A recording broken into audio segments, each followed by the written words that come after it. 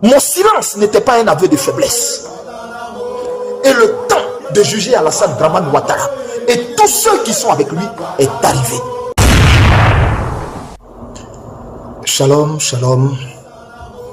Que la grâce et la paix de notre Seigneur Jésus-Christ soient avec vous. Alors, ici, prophète Elipada, je viens ce soir m'adresser à vous. Je ne suis pas censé apparaître dans une vidéo.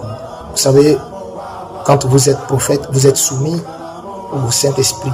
Parce qu'en ce temps-là, je suis très occupé dans la prière. Et non seulement pour vous, les Ivoiriens, et aussi pour moi-même, ma relation et mon intimité avec mon Père. Alors, il me demande de sortir.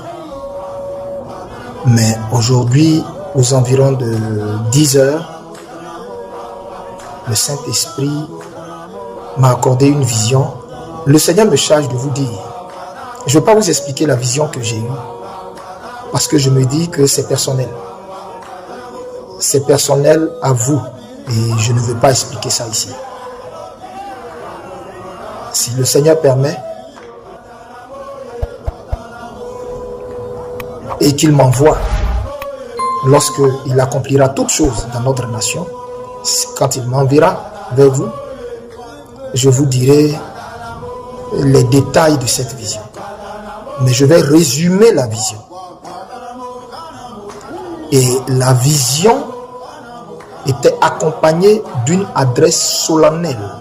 Dieu m'a dit dans la vision, avant que je ne sorte de la vision, Dieu m'a parlé pour me dire dans la vision, et c'est avec ces paroles que je suis sorti de la vision, dis, moi l'Éternel, je suis descendu dans cette nation avec mes 16 ans.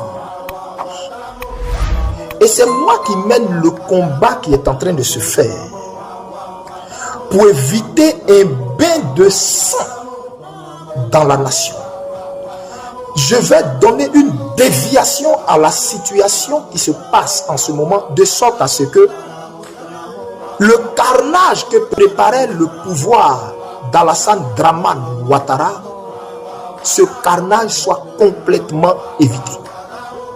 Ainsi, toutes les nations environnantes verront le doigt de Dieu et diront tous assurément, Dieu est en Côte d'Ivoire.